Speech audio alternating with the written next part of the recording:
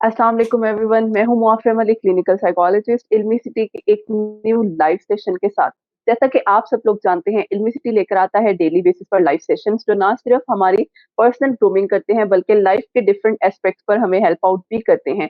आज भी हम एक बहुत ही दिलचस्प टॉपिक के साथ हाज़िर हुए हैं जिसमें हम बात करेंगे टीम बिल्डिंग क्या है, टीम वर्क क्या है और कोलैबोरेट हम किस तरह कर सकते हैं अपनी पूरी टीम के साथ और क्या-क्या फैक्टर्स हैं जो हमें एक अच्छी टीम बनाने में मदद देते हैं। तो हम बात करेंगे इस पर गेस्ट स्पीकर के साथ वो हैं मिस्टर अदनान सुहेल जो कि करियर कंसल्टेंट हैं, कोच एडवाइज़र हैं, उसके साथ-साथ एजुकेशनिस्ट भी हैं। सबसे पहले मैं सर को वेलकम करती हूँ अपने शो में। अस्सलाम वालेकुम सर, कैसे हैं आप? वालेकुम सलाम, मैं ठीक हूँ, आप बताएँ खैरियत से हैं?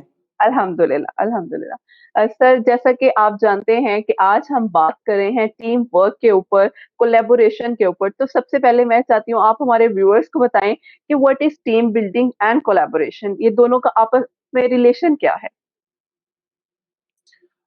Thank you very much first of all जी इल्मी सिटी का और आपका फॉर इनवाइटिंग मी हियर और टॉपिक जो है डेफिनेटली इट्स सुपर इम्पोर्टेंट। थोड़ी सी इसकी अगर हम हिस्ट्री को देखें, देयर वाज अ टाइम जब पेरेंट्स की तरफ से बच्चों को कॉलेज स्कूल के अंदर एक सेंस ऑफ कंपटीशन दी जाती थी। यू आर द बेस्ट, आपने दूसरों से आगे निकलना है, आपने दूसरों से जीतना है और उस पर्पस के लिए आपको कुछ भी करना पड़े, चाहे आपको किसी का हक मारना पड़े, किसी की टांग काटनी पड़े, किसी की बैक बाइटिंग करनी पड़े, यू हैव टू विन। और मुझे अच्छे तरीके से याद है when we were growing up in late 80s early 90s mid 90s, तो उस वक्त एक यही कल्चर था। Most of the part of the world अगर हम बात करें तो वहां पे ये culture slowly and gradually change हो चुका है। World has moved towards collaboration from competition. उसमें पर्पस ये है कि कुछ आपकी स्ट्रेंथ्स हैं, कुछ मेरी स्ट्रेंथ्स हैं, तो why not to join our forces, जिसकी वजह से आपको भी बेनिफिट मिले, मुझे भी बेनिफिट मिले। तो एक सिंपल सी चीज है कि जब हम टीम की बात करते हैं कि लफ्ज जो टीम है, what is a team? Team is a group of people. इसका मतलब है कि अगर ग्रुप ऑफ पीपल नहीं है तो this is not going to become a team. So group of people जिनका एक शेयर्ड विजन होता है, उनका एक शेयर्ड कॉमन गोल होता है कि we have to reach to that spot, to that place, that's the team. और कोलेबोरेशन और टीम वर्क जो है, इन दोनों लफ्जों को आप समटाइम एक दूसरे के सिनोनिम भी होते हैं, समटाइम उसको कह सकते हैं कि जी एक टीम है जो कि हमेशा काम करती है। समटाइम टीम्स जो होती हैं वो प्रोजेक्ट बेस्ड भी बनाई जाती हैं जिसमें फिर वो सिर्फ कोलैबोरेट करती हैं। Let me give you quick example. किसी भी हॉस्पिटल के अंदर जब आप देखें कि डॉक्टर्स की एक मेडिकल जो टीम होती है इमरजेंसी यूनिट के अंदर, कि जैसे ही एक पेशेंट आता है, एक टीम है जिसका काम है सिर्फ सिर्फ एम्बुलेंस को ऑपरेट करना, दूसरी टीम है जिसका काम है उसमें से निकालना पेशेंट को और उसको प्रॉपर वार्ड या डॉक्टर तक लेकर जाना। ये नॉर्मल टाइम के अंदर हर कोई अपनी अपनी जगह पे काम कर रहा होता है, बट जैसे ही एक चीज कोई इमीडिएट आती है, एक सिचुएशन आती है, तो all these teams start to collaborate with each other. तो चाहे उसमें फिर हॉस्पिटल, चाहे उसमें कोई इमरजेंसी है, चाहे उसमें कोई ऑपरेशन या सर्जरी का मैटर है, तो वहां पे ये टीम्स फिर कोलैबोरेट हो जाती हैं। ठीक हो गया। सर आपने बहुत अच्छे तरीके से हमें एक्सप्लेन किया है और हमारे बहुत से व्यूअर्स हमें यहाँ जॉइन कर रहे हैं, मैं उन सबको वेलकम करती हूँ हमारे इस लाइव शो में जिसमें हम बात कर रहे हैं टीम वर्क क्या है और कोलैबोरेशन के साथ हम टीम वर्क को किस तरह बेहतर कर सकते हैं। सर मुझे ये बताएं आखिर ये टीम बिल्डिंग इतनी इम्पोर्टेंट क्यों है हमारे लिए? हाँ, अब ये एक बड़ा ही आपका कहूंगा कि सुपर सुपर इम्पोर्टेंट क्वेश्चन है। जी। एक लफ्ज है वो टर्मिनोलॉजी में अक्सर यूज करता हूँ, वो है सीक्यू। आप हुँ, साइकोलॉजिस्ट हैं, आप समझती हैं एक लफ्ज आईक्यू पहले होता है और फिर उसके बाद हम ईक्यू के साथ कुछ हद तक फेमिलियर हैं जी। कि who hmm, hmm. Is good into emotional quotient, किसी का कितना अच्छा है, वो इमोशनल इंटेलिजेंस में कितने बेहतर है। इसी तरह से एक लफ्ज है हमारे पास सीक्यू, कोलैबोरेशन क्वोशंट। लोगों के अंदर कोलैबोरेट करने का क्वोशंट कितना ज्यादा है। और ये ऑनेस्टली स्पीकिंग ये पर्सन टू पर्सन चीज वेरी करती है। जरूरी नहीं है कि जो आपका है क्वेश्चन वही मेरा हो या वही किसी दूसरे तीसरे का हो। So it could be changed from person to person. So पहले तो एक चीज यहाँ पे क्लियर करना चाहता था कि लाइफ जो लोग आज के ये सेशन देख रहे हैं, I'm pretty much sure कि ये कहीं ना कहीं पे अपनी लाइफ के अंदर इसको यूज करते रहेंगे इस लफ्ज को। अच्छा, अब आपका क्वेश्चन आता है कि व्हाई टीम्स आर इम्पोर्टेंट। मैंने थोड़ा सा उसका हिंट आपको पहले दिया है कि आपकी स्ट्रेंथ मेरी शायद हो सकता है वो वीकनेस हो, या मेरी जो स्ट्रेंथ है वो आपकी ये पर्सन ABC दूसरे जो हैं उनकी किसी की वीकनेस हो सकती है। तो टीम के अंदर जब हम काम करते हैं, सबसे बेहतर सबसे बड़ा एडवांटेज तो उसके अंदर ये होता है कि पीपल फ्रॉम डिफरेंट माइंडसेट वो इकट्ठे होते हैं, वो किसी आइडिया पे काम करते हैं, किसी प्रोजेक्ट के ऊपर काम करते हैं, तो हर कोई अपना अपना पीस ऑफ इंफॉर्मेशन और एक्सपीरियंस लेकर आता है, अपना नॉलेज लेकर आता है। उनके दरमियान में डिबेट्स होती हैं, आइडियाज जनरेट होते हैं, फिर उन आइडियाज को एक डिफरेंट लेवल के ऊपर रख के उसको परखा जाता है कि क्या बेहतर है और क्या नहीं है। मैं अगर अकेला शख्स हूं या मेरे साथ मेरा कोई एक सबॉर्डिनेट है, तो जो मैं कहूंगा वो बात मानी जाएगी। लेकिन जब टीम होगी तो फिर हर कोई अपना अपना आइडिया प्रेजेंट करेगा। उससे क्या होता है कि आपको बेहतर और रिफाइंड आइडियाज मिलते हैं। नेक्स्ट थिंग, अगर इसके मैं इंपॉर्टेंस की बात करूं कि क्यों ये जरूरी है, टीम के अंदर चलते हुए आप एक डिसीजंस लेते हैं, और कहते हैं ना कि एक एक दो 11 होते हैं। तो जितने ज्यादा लोग उस डिसीजन के अंदर इन्वॉल्व होते हैं वो उतना ही बेहतर डिसीजन होता है। और एक और इंपॉर्टेंट चीज, टीम्स की जो वैल्यू है, ये टीम का जो फायदा है कि कल को अगर खुदा न खास्ता उस प्रोजेक्ट पे काम करते हुए वो फेल हो जाता है, तो वहां पे फिर सारे लोग एक दूसरे के साथ मिलके उस चीज को होल्ड करेंगे कि ओके, ये फेल भी हो गया है तो we are not going to let down any one person, ये किसी एक की वजह से नहीं हुआ बल्कि ये सारों की वजह से हुआ है। तो इसके बहुत ज्यादा फायदे हैं डेफिनेटली। यहाँ पे आज से मुख्तसर से टाइम के अंदर मैं यही आपको 4-5 बता सकता हूँ। अगर मजीद हमारे पास टाइम होगा तो फिर हम इसको डिस्कस करेंगे। ठीक हो गया। सर आपने बहुत अच्छे तरीके से एक्सप्लेन किया है। अच्छा आपने ये तो बता दिया ये इम्पोर्टेंट क्यों है, तो आखिर कौन से फैक्टर्स हैं जो हमारी इस टीम वर्क बिल्डिंग को प्रमोट करते हैं? ऐसे कौन से फैक्टर्स हैं जिन पे हम काम कर सकते हैं, तो हम अपनी टीम वर्क को ज़्यादा बेहतर तरीके से सरअंजाम दे सकते हैं? जी, अच्छा, अब टीम बिल्डिंग के अंदर जैसे I am pretty much sure कि जो हमारी ऑडियंस देख रही है उन्होंने कहीं ना कहीं पे इस चीज को पढ़ा भी होगा कि जब टीम बिल्डिंग होती है तो उसकी डिफरेंट स्टेजेस होती हैं, जिसको फॉर्मिंग, स्टॉर्मिंग, नॉर्मिंग, ये मेरे ख्याल में आई एम श्योर दैट, और परफॉर्मिंग है चौथी उसकी स्टेज। तमाम लोगों ने कहीं ना कहीं पे उसको सुना होगा। लेकिन जो अगर आपकी नई ऑडियंस है उन्होंने पहले इन लफ्जों को नहीं सुना, तो मैं क्विकली इसको जरूर बताऊंगा। फॉर्मिंग वो वाली स्टेज होती है कि जहां पे मुख्तलिफ लोग जो होते हैं इधर से उधर से उनको मिलाया जाता है, इकट्ठे किया जाता है। ये बड़ी पेनफुल सिचुएशन होती है क्योंकि हर शख्स जो है वो अपनी कॉम्पिटेंसी, अपना माइंडसेट लेकर आता है, और हर कोई अपने आप को समझता है कि मैं अपनी जगह पे अफलातून हूँ, राइट? तो वो जो एक शुरू की स्टेज होती है जहां पे हम लोगों को पकड़ पकड़ के ला रहे होते हैं, क्योंकि ये शख्स है, ये शख्स है, इसके अंदर ये वाली स्ट्रेंथ्स हैं, इसकी ये स्ट्रेंथ्स हैं, इसकी ये स्ट्रेंथ्स हैं। क्रिकेट टीम की आप बात कर लें, ये बॉलर है, ये बैट्समैन है, ये विकेट कीपर है, ये अच्छा कैप्टन हो सकता है, ये अच्छा फील्डर है, ये अच्छा कोच है, ये अच्छा सेलेक्टर है। ये पूरी की पूरी टीम के मुख्तलिफ लोगों को कोई किसी सिटी से, कोई किसी कंट्री से उनको लाया जाता है। फिर ये कि उनकी स्टेज आती है अगली, स्टॉर्मिंग, तूफान एक आता है।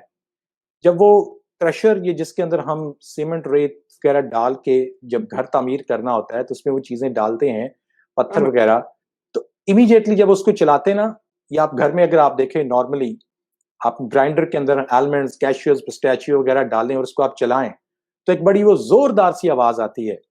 लेकिन आफ्टर कपल ऑफ सेकंड्स वो बड़ी स्मूथ हो जाती है। That's called the storming stage, कि जिसके अंदर अप्स एंड डाउन आती हैं, लोग एक दूसरे के साथ क्लैश करते हैं, एक दूसरे की बात नहीं मानते हैं, बट आहिस्ता आहिस्ता वो एक दूसरे को अंडरस्टैंड करना शुरू कर देते हैं। This is the storming, that's why इसको स्टॉर्म के साथ कहा गया है। फिर उसके बाद अगली स्टेज आती है कि जब चीजें नॉर्मलाइज होना शुरू हो जाती हैं। नॉर्मल स्टेज के ऊपर यह है कि लोग एक दूसरे को अंडरस्टैंड कर लेते हैं। वहां पे कल्चर जो है फिर वो आई से निकल के वी हो जाता है कि हम हैं यहाँ पे, बजाय इसके कि हर शख्स कोई अपनी अपनी इंपॉर्टेंस की बात करे। एक सेंस ऑफ कम्युनिटी आती है। और उसके बाद जो लास्ट स्टेज आती है वो होती है परफॉर्मिंग। ऑनेस्टली स्पीकिंग बहुत कम टीम्स ऐसी होती हैं जो इस लास्ट स्टेज तक पहुंचती हैं। उसकी वजह ये होती है कि वो फॉर्मिंग और स्टॉर्मिंग के अंदर ही टूट जाती हैं। तो वो बड़ी लकी जी, टीम्स होती हैं जो इस स्टेज तक पहुंचती हैं। अब जो आपका क्वेश्चन है कि रीजन क्या है, if I am not wrong this was your question कि जी कोलैबोरेशन की रीजन क्या होती हैं? जी, वो कौन से फैक्टर्स हैं जिससे हम अपने इस टीम वर्क को प्रमोट भी कर सकते हैं? अच्छा, अब फैक्टर्स तो यही हैं, इसके सिंपल सी बात है कि इसके रिजल्ट्स क्या निकले हैं। हुँ, हुँ। क्रिकेट टीम की जब हम बात करते हैं तो वो कौन से फैक्टर्स हैं जिसकी वजह से हम कह सकते हैं कि ये टीम एक सक्सेसफुल टीम है।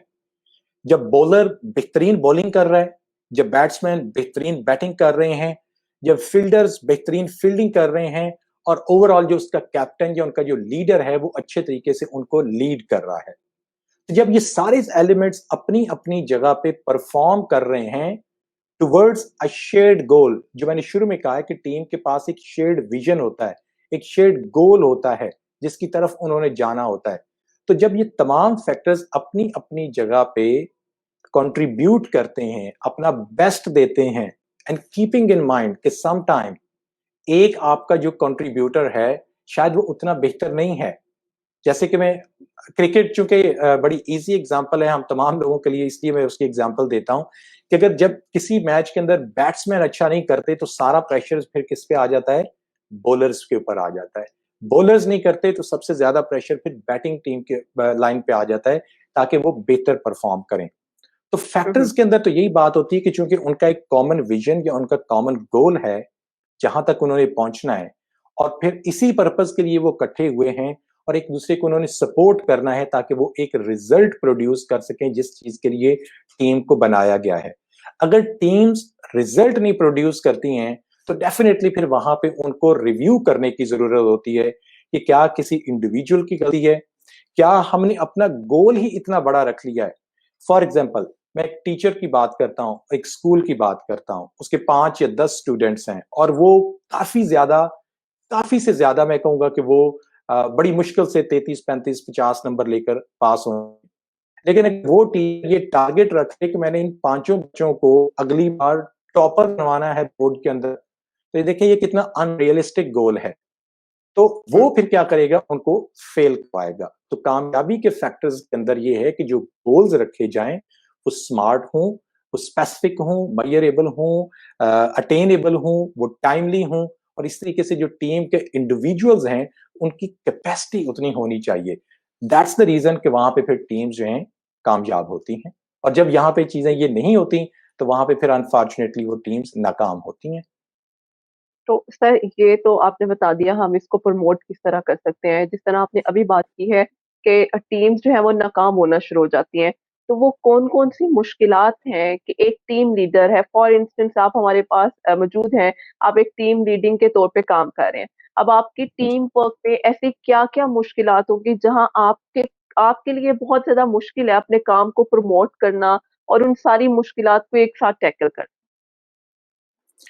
टीम लीडर जो है ये समटाइम जब लोगों को एक अपॉर्चुनिटी भी लाइफ के अंदर मिलती है कि जी आपको टीम लीडर बनाया जाता है तो हुँ, ऑनेस्टली स्पीकिंग वहां पे दो तरह की फीलिंग्स होती हैं। कुछ वो लोग होंगे जो कहेंगे कि वाओ जबरदस्त, मुझे तो ये अपॉर्चुनिटी मिली है, अब तो मैं सबका बॉस बन गया हूं, अब तो मैं टीम लीडर बन गया हूं। लेकिन कुछ वो वाले लोग भी होते हैं जो कहते हैं कि ओ नो, कि मुझ पे ये एक बहुत बड़ी जिम्मेदारी आ पहुंची है, हाउ हुँ, I am going to do this. Let's talk now about the problems. जैसे आपने प्रॉब्लम का हुँ, लफ्ज कि आपने बताया है कि वो, तो टीम्स को जब हम बनाते हैं तो टीम के अंदर लोगों के अंदर इट्स ऑब्वियस थिंग कि वहां पे प्रॉब्लम्स या उनमें कॉन्फ्लिक्ट्स आते हैं। हुँ, लेकिन एज ए टीम लीडर का काम होता है सॉल्यूशन प्रोवाइड करना। सो जब हम टीम को बिल्ड कर रहे होते हैं, हम उन स्टेजेस से, वो जो नॉर्मिंग परफॉर्मिंग वाली है, स्टॉर्मिंग वाली स्टेजेस हैं, उससे गुजरते हैं तो हमें कुछ चीजों का पता लगता है। नंबर वन कि हमें टीम का साइज कितना रखना चाहिए। कुछ लोगों का ख्याल है जितनी बड़ी टीम होगी उतना बेहतर काम होगा, कुछ लोग कहते हैं कि जी जितनी छोटी टीम होगी उतना बेहतर काम होगा। एक सर्वे के मुताबिक जो एक स्टैंडर्ड या आइडियल साइज ऑफ टीम है वो है 4 से 6 लोगों का।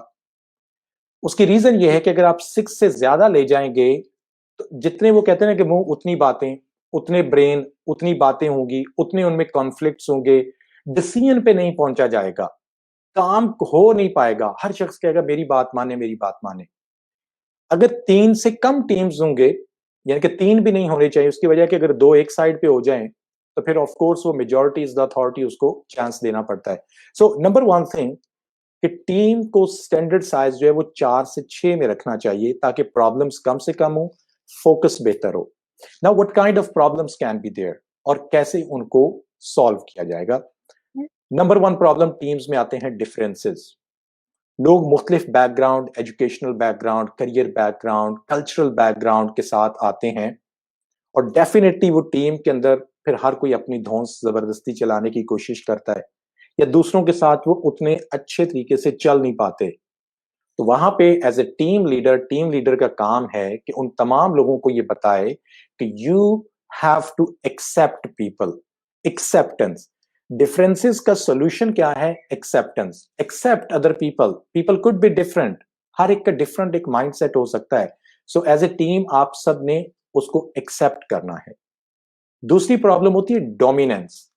टीम्स में आप देखेंगे कुछ लोग जो हैं वो बिला वजह ही, थोड़े से वो अगर आउटस्पोकन हैं, एक्सट्रोवर्ट हैं, बेहतर हैं अपने काम के अंदर, तो वो फिर डोमिनेट करना शुरू कर देते हैं। तो वहां पे क्या है, बेहतर एज ए टीम लीडर उनके आप एरियाज जो है वो डिफाइन कर दें कि आपका ये एरिया है, आपका ये एरिया है, आपका ये वाला टास्क है, आपका ये वाला टास्क है। उससे ये होगा कि हर शख्स अपने काम का जिम्मेदार होगा, वो दूसरों के ऊपर डोमिनेट नहीं होगा।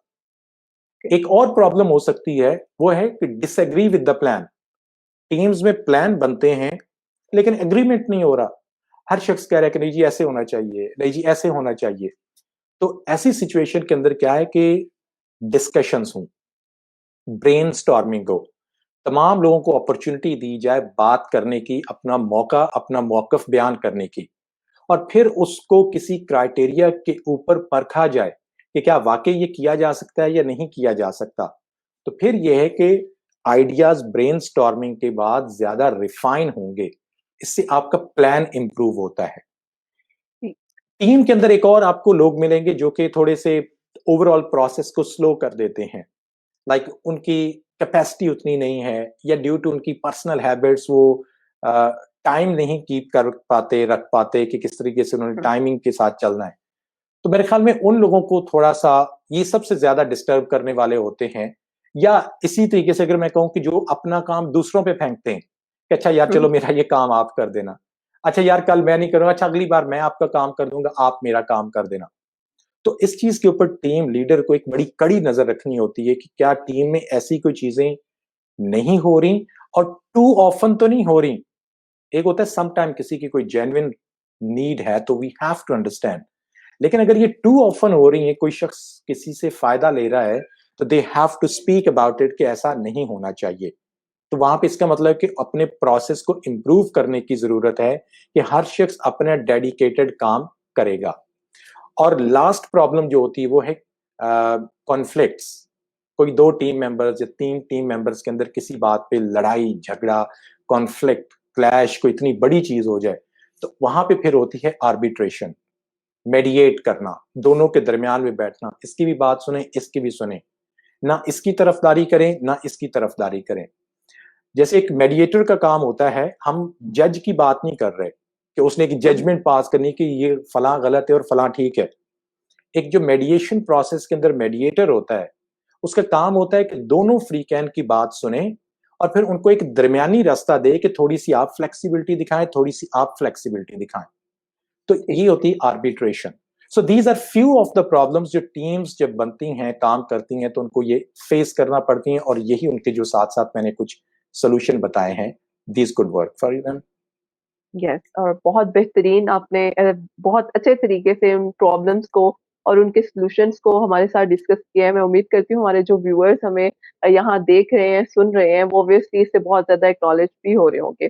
अच्छा सर, मुझे ये बताएँ, हम टीम वर्क की बात कर रहे हैं, जिस तरह आपने बात की कोलैबोरेशन की, कुछ टेक्निक्स की, तो अगर मैं बात करूँ हमारी टीम में से ही रैंडमली एक इंसान को उठा के टीम लीडर बना दिया जाता है, ठीक है? अब हम्म। उसको क्या ऐसी टेक्निक्स हैं या वो किस तरह अपने आप को एक अच्छा लीडर बना सकता है? क्योंकि पहले वो टीम मेंबर के तौर पे काम कर रहा है, उसे बिल्कुल आइडिया नहीं है कि मैं लीडर कैसा हूँ या किस तरह है। तो वो कौन-कौन सी ऐसी बेसिक चीज़ें हैं जो स्टूडेंट के अंदर या सॉरी उस टीम वर्क के जो है एम्प्लॉयी उसके अंदर होना बहुत ज़रूरी है? हम्म बहुत खूबसूरत आपका क्वेश्चन है, थैंक यू सो मच। और डेफिनेटली यहाँ पे एक लफ्ज इस्तेमाल मैं करूंगा, वो है लीडरशिप। टीम जी। लीडर्स जब बनाया जाता है या टीम का मैनेजर किसी को बनाया जाता है, ये जरूरी नहीं है कि वो, अगर हम ऑर्गेनाइजेशन की बात करें तो कोई मैनेजर होगा तभी वो लीडर भी होगा। हुँ, हुँ। हर शख्स जो है वो अपने आप के अंदर एक लीडर है। That's called personal leadership. कि अगर आप अपने ही पीयर्स ग्रुप के अंदर लोगों में बैठे हुए हैं तो आप में वो स्किल्स होनी चाहिए जो आप एक्सप्रेस कर पाए, जो कि आपको इन फ्यूचर एक अच्छा लीडर बना सकती हैं। अब सबसे पहले तो वो जो लीडर जिसने बनना है उसको अपनी लीडरशिप रेडीनेस लेवल जो है उसको आइडेंटिफाई करना है कि वो उस काम के लिए तैयार भी है या नहीं है। तो वो ओके। कैसे अपने आप को करेगा? एक लफ्ज हम बार बार पढ़ते हैं यूनिवर्सिटीज में, बुक्स वगैरह के अंदर, वो है स्वॉट एनालिसिस। वो लीडर अपने आप को असेस करने के लिए अपना स्वॉट एनालिसिस करे, अपनी स्ट्रेंथ्स को देखे कि उसमें स्ट्रेंथ्स हैं क्या और कौन सी वो बिल्ड करे। वो कौन सी हो सकती हैं? एक लीडर के अंदर लिसनिंग स्किल होनी चाहिए, क्योंकि लीडर का काम सिर्फ बात करना बताना नहीं है, उसका काम है लिसन करना। बहुत ज्यादा इंपॉर्टेंट चीज है।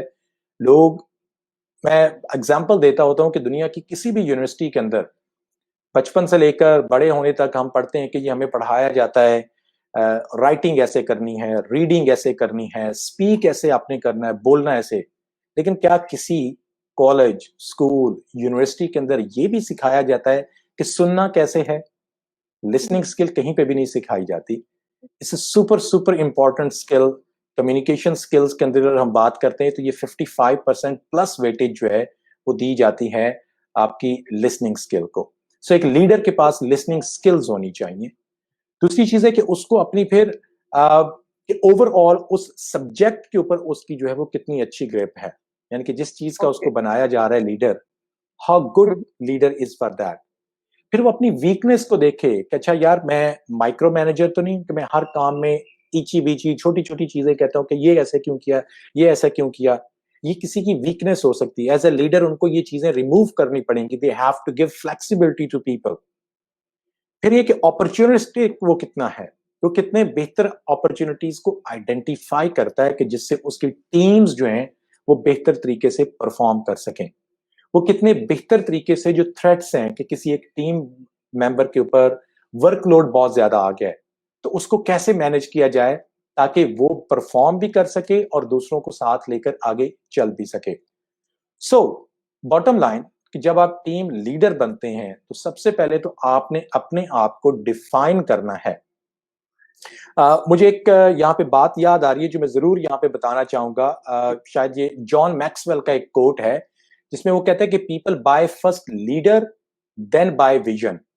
लोग पहले उस लीडर को, उसकी फेस वैल्यू को, उस इंडिविजुअल को एक्सेप्ट करते हैं, फिर उसके बाद वो जो कहता है लोग उसके पीछे फिर आंखें बंद करके चल पड़ते हैं।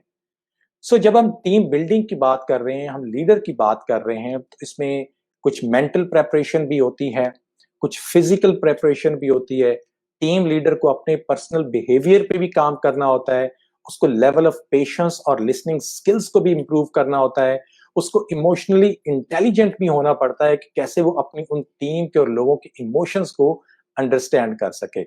और मेरे ख्याल में, जैसे मैं अगेन वही जॉन मैक्सवेल की बात है कि जब लोग आपको एक्सेप्ट कर लेंगे अपना लीडर, तो फिर आप जो उनको कहते जाएंगे लोग आपके पीछे चलते जाएंगे।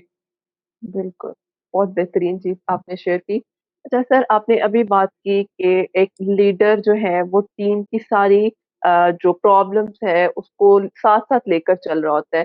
तो यहाँ वैसे तो आपने पहले भी बताया, लेकिन मैं एक जो है वही बात के लास्टली मैं आपसे पूछना चाहूँगी कि ऐसी कौन-सी ख़ुसूसियात हैं जो एक बेहतरीन टीम के अंदर हो सकती हैं? और जिस तरह हमारा टॉपिक भी है कि टीम की तामीर और ताउन की टेक्निक्स, तो ऐसी हम्म, कौन-सी जो है बुलेट पॉइंट्स हैं जो आप हमारे साथ शेयर करें, जो हमारे व्यूअर्स सुन रहे हैं, वो भी इससे इस्तेफ़ादा उठा सकें? अच्छा। एक चीज तो ये है कि टीम के अंदर जो डिफिकल्टीज होती हैं उसमें जो बिहेवियर होते हैं उनको दैट शुड बी अवॉइडेड। मैं क्विकली बता दूंगा, जो बिहेवियर्स जो हैं उनको टॉलरेट नहीं किया जाना चाहिए, उनको इमीडिएटली एड्रेस किया जाना चाहिए। और ये जिम्मेदारी किसकी आती है? टीम लीडर की तो आती है, लेकिन इसके साथ साथ ये कि टीम के अंदर जो बाकी लोग हैं उनकी भी जिम्मेदारी होती है। उसमें नंबर 1 है सेल्फिशनेस। टीम के अंदर अगर आपका कोई टीम मेंबर सेल्फिश है, जो कि अपना काम करता है और दूसरों से अपना काम जल्दी से निकलवा के फिर किसी को मुड़ के भी नहीं देखता, people should speak about that person कि ऐसा क्यों किया जा रहा है, and they should talk with that person कि आपका ये बिहेवियर टीम को खराब कर रहा है। अनरिलायबिलिटी, आप किसी को काम देते हैं, टास्क देते हैं और आपको भरोसा ही नहीं है कि ये बंदा काम करेगा कि नहीं करेगा।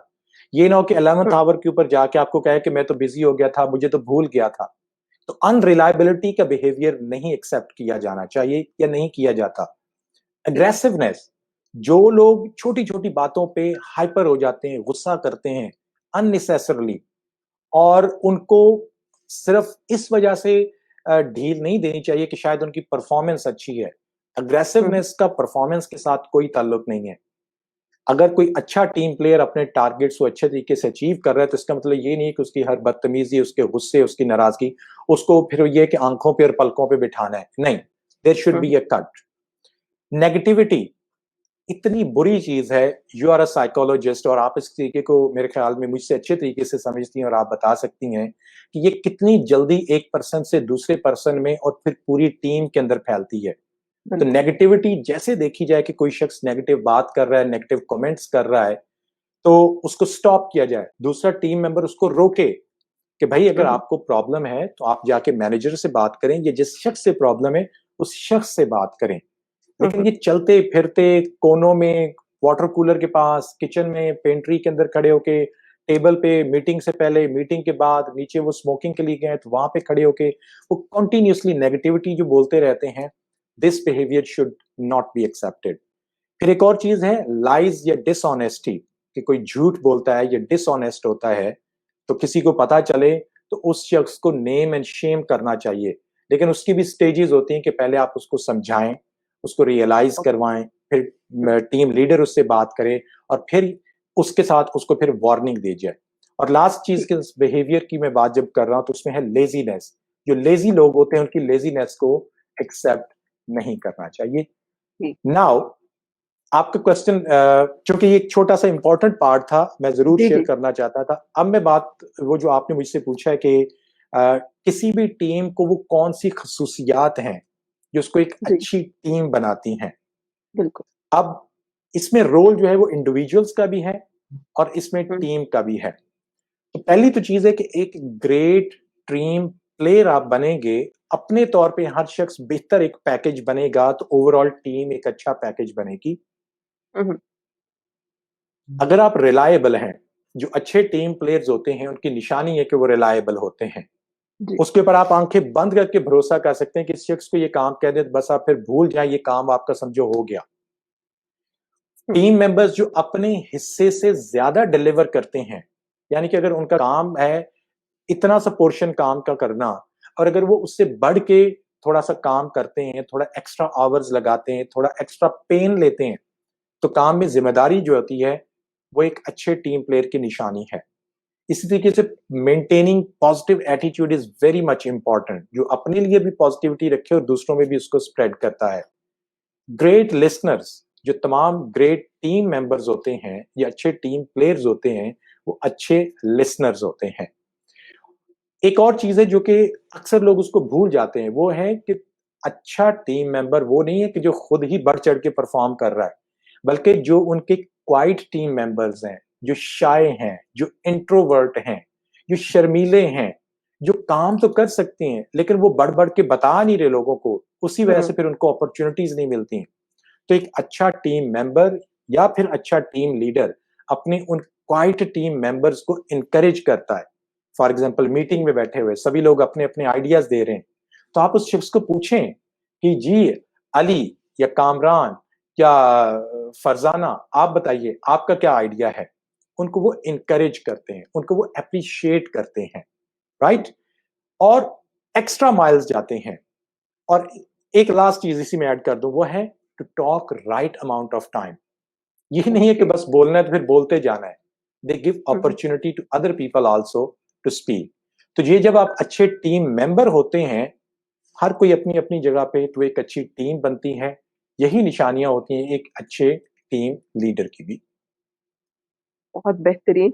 आपने बहुत अच्छे तरीके से एक स्ट्रीमलाइन में लेकर चले हैं कि कौन-कौन से मुश्किलात हमें देखना पड़ती हैं, टीम वर्क के अंदर कौन-कौन सी चीज़ें हैं जिनसे हमें टाइमली जो है वो नेगेटिविटी को, इस तरह के फैक्टर्स को अपनी टीम से रिमूव करना होता है और किस तरह हम अपनी टीम को बहुत ही बेहतरीन एक हाई लेवल पे लेकर जा सकते हैं।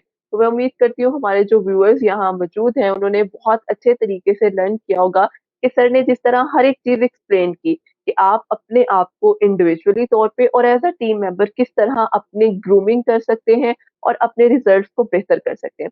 सर लास्टली टाइम थोड़ा है लेकिन बातें बहुत सी हैं, लेकिन लास्टली मैं आपसे ये पूछना चाहूँगी हमारे जो यंग स्टूडेंट्स हैं जो अभी-अभी ग्रेजुएट होके इस तरह अपने बिज़नेस या काम में इन्वेस्ट कर रहे हैं, तो उनके लिए आप क्या मैसेज देना चाहेंगे कि वो किस तरह अपने आप को इस फील्ड में बेहतर स्ट्रीमलाइन लेकर चल सकते हैं?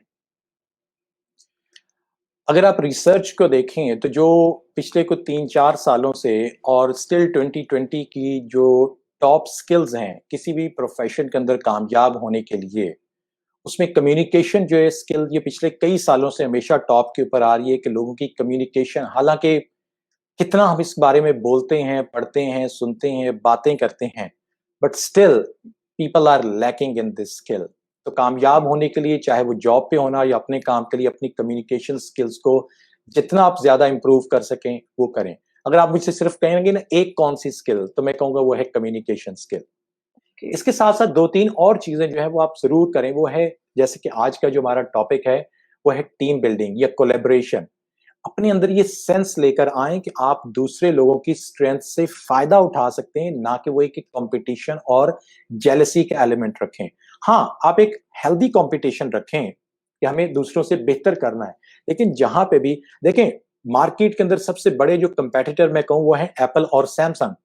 वो हुँ, हुँ। कितना बिजनेस, सैमसंग कितने ज्यादा पार्ट्स हैं वो जो एप्पल के प्रोड्यूस करके एप्पल को बेच रहा है, राइट? तो इसका मतलब है कि कंपटीशन अपनी जगह पे, लेकिन जहां पे आप किसी दूसरे की स्ट्रेंथ से फायदा उठा सकते हैं वहां पे कोलैबोरेट आप जरूर करें। तीसरी चीज है, जितने आप अच्छे प्रॉब्लम सॉल्वर बनेंगे, problem solver is super important. जब आपका सीवी जाता है ना आपके रिक्रूटमेंट मैनेजर के पास, तो आपसे यही वो चीजें देखना चाहता है कि आप कितनी अच्छा कम्युनिकेट कर सकते हैं, कितने आप अच्छे कल्चरली फिट हो सकते हैं, आप टीम प्लेयर हो सकते हैं, और कितने आप इंडिपेंडेंट प्रॉब्लम सॉल्वर होते हैं। No one is going to spoon feed you कि जी आप हर छोटी छोटी बात के ऊपर मैनेजर का दरवाजा खटकाएं कि जी मुझे ये नहीं चाहिए, ये हो गया, वो हो गया, मुझे फलां ने ये कह दिया, कस्टमर ने ये कह दिया। नहीं, they want people should become independent, वो काम को लेकर चलें आगे। सो ये 3 टिप्स मैं आपको उनको बता सकता हूं जो तो हैं जनरल। और जी। अगर हमारा प्रोग्राम आज के ये सेशन क्लोज हो रहा है, आई एम नॉट श्योर अगर लोगों के कोई क्वेश्चंस आ रहे हो तो प्लीज आप पूछ सकते हैं। जी, जी, सर। सर हमारे साथ हमारे एक व्यूअर हैं इमरान, शाह इमरान जो कि पूछ रहे हैं how to handle latecomer in team? अच्छा क्वेश्चन है। बड़ा ही मैंने लाइफ के अंदर इस चीज को फेस किया है, और अमूमन ये होता है कि लोग या तो उसको इग्नोर करते हैं या फिर उसको इमीडिएटली शेम करना शुरू कर देते हैं, उसकी करना शुरू कर देते हैं। तो पहले तो ये देखें कि क्या ये एक चीज रूटीन है या इट इज ओकेजनल। अगर तो ओकेजनल चीज है तो आप जस्ट उसको इग्नोर कर सकते हैं, लेकिन अगर ये हुँ, हुँ। रूटीन चीज है तो एक दो तीसरी बार जब ये हुआ है तो you should not then wait, you should just speak with that person. पहले उससे प्राइवेटली आप बात करें कि जी खैरियत है, आप लेट आते हैं या लेट आप आ रहे हैं, कोई इसमें इशू है, या आप अपनी असाइनमेंट, अपना प्रोजेक्ट टाइमली, अपनी रिपोर्ट टाइमली नहीं आप कंप्लीट कर पा रहे। वो इंसान है, हो सकता है उसकी कोई जेन्युइन रीजंस हों। डू नॉट ऑलवेज थिंक यार ये बंदा तो है ही ऐसा, ये काम करना ही नहीं चाहता, शायद इस वजह से ऐसा है। ये नॉर्मल एक चीज है, एक बिहेवियर है कि इमीडिएटली लोग पहले कहते हैं कि यार ये जानबूझ कैसे कर रहा है। तो हुँ, हुँ। उसको इंसान समझ के, ह्यूमन समझ के, उसको आप पहले उसकी बात को अंडरस्टैंड करें कि रीजन क्या है। लेकिन अगर वो रिपीट हो रही है तो फिर आप उसको समझाने के बाद फिर आप पब्लिकली बात कर सकते हैं, आप लोगों के सामने बांट के। जैसे कि आप टीम की मीटिंग हो रही है और एक शख्स आज हुँ, फिर हुँ। लेट आया है, वो हमेशा ही लेट आता है, तो आप थोड़ा-सा उसको लाइट मोड के अंदर बताना शुरू कर दें कि जनाब आज आप फिर लेट आए हैं, एवरीथिंग इज़ ओके, हम सब आपका वेट कर रहे हैं। तो उसको रियलाइज़ेशन, ऑनेस्टली स्पीकिंग, जो इस तरह के प्रॉब्लम क्रिएटर्स होते हैं, उनको सम टाइम पता नहीं होता कि वो प्रॉब्लम्स कर रहे होते हैं। उनको आपने ये रियलाइज़ करवाना है, उनको आपने ये बताना है कि ये चीज़ हो रही है।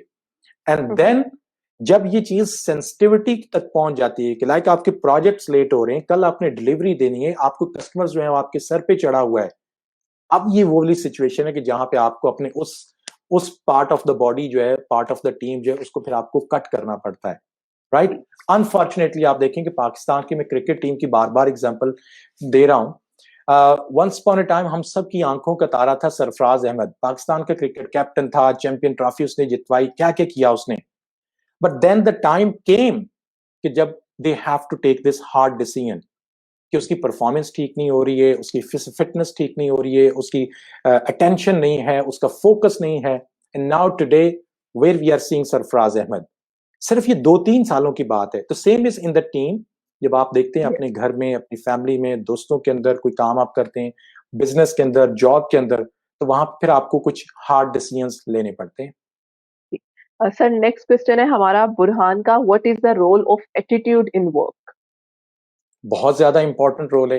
ये पीछे हमने बात की है बुरहान, बिहेवियर्स और एटीट्यूड की हमने सारी बात की है कि आपका बिहेवियर्स, आपका attitude towards your job, towards your colleagues, towards your job customers, towards your business, वो क्या है। ये सारी की सारी चीज उन्हीं लफ्जों के अंदर मैं डिस्क्राइब जैसे पहले की है कि अगर क्या आप ऑनेस्ट हैं, आपका एटीट्यूड ऑनेस्टी वाला होना चाहिए, टाइमली आप काम करें, दूसरों के साथ मिलजुल के काम करें, एक्स्ट्रा माइल जाएं, अपने दूसरे जो थोड़े से वीक टीम मेंबर्स हैं उनको सपोर्ट आप करें। सो आपका एटीट्यूड बहुत ज्यादा मैटर करता है। मैं मेरे ख्याल में टाइम कम पड़ जाएगा इसकी इंपॉर्टेंस पे बात करते हुए। Thank you so much sir. हमारे बहुत से व्यूअर्स ने हमें ज्वाइन किया और हमने उनके आंसर्स भी दिए, और मैं लास्टली आपका शुक्रिया अदा करना चाहूंगी कि आपने इतने अच्छे तरीके से हमें टीम वर्क, टीम बिल्डिंग और उसकी कोलैबोरेशन के बारे में बताया। Thank you so much for your time. You are most welcome Afiya, once again thank you so much to Ilmi City. मैं जाने से पहले कुछ अपनी जो टॉप टिप्स हमेशा मैं इस सेशन के आखिर पे लोगों के साथ शेयर करता हूँ। Be a good listener. अच्छा आप लिसनर बनेंगे, आप अच्छे लीडर खुद ब खुद बन जाएंगे। अपने चुप रहने वाले इंट्रोवर्ट टीम मेंबर्स को पार्टिसिपेट करने पे मजबूर करें, उनको इनकरेज करें कि आपने पार्टिसिपेट करना है। लोगों के अंदर आपकी क्रेडिबिलिटी और आपकी वैल्यू बढ़ेगी। Speak up when ever it is the right time. जब आप देखें कि कोई काम गलत हो रहा है, यू शुड स्पीक अप। कोई डिसऑनेस्टी हो रही है, कोई अनएथिकल काम हो रहा है, स्पीक अप। उससे आपकी ही वैल्यू बढ़ेगी। दूसरों पे पर्दे मत डालें, लोगों का फीडबैक पूछें। टीम के अंदर जैसे टीम लीडर्स होते हैं, वो अपने लोगों से फीडबैक नहीं पूछते कि जो मैं कर रहा हूं वो कैसा है, ये इसको कैसे इंप्रूव किया जा सकता है। अपना रिव्यू जरूर करते रहें कि आप में स्ट्रेंथ्स कौन सी हैं, आप में वीकनेस कौन सी हैं। और I wish you all the best once again. अगर आपके किसी किस्म के कोई क्वेश्चंस हों तो वाया इल्मी सिटी आप मुझसे पूछ सकते हैं, और डेफिनेटली आप मुझे भी फॉलो कर सकते हैं, चाहे मेरे यूट्यूब चैनल के ऊपर या आप फेसबुक पे करना चाहें तो। जज़ाकल्लाह sir. Thank you so much everyone.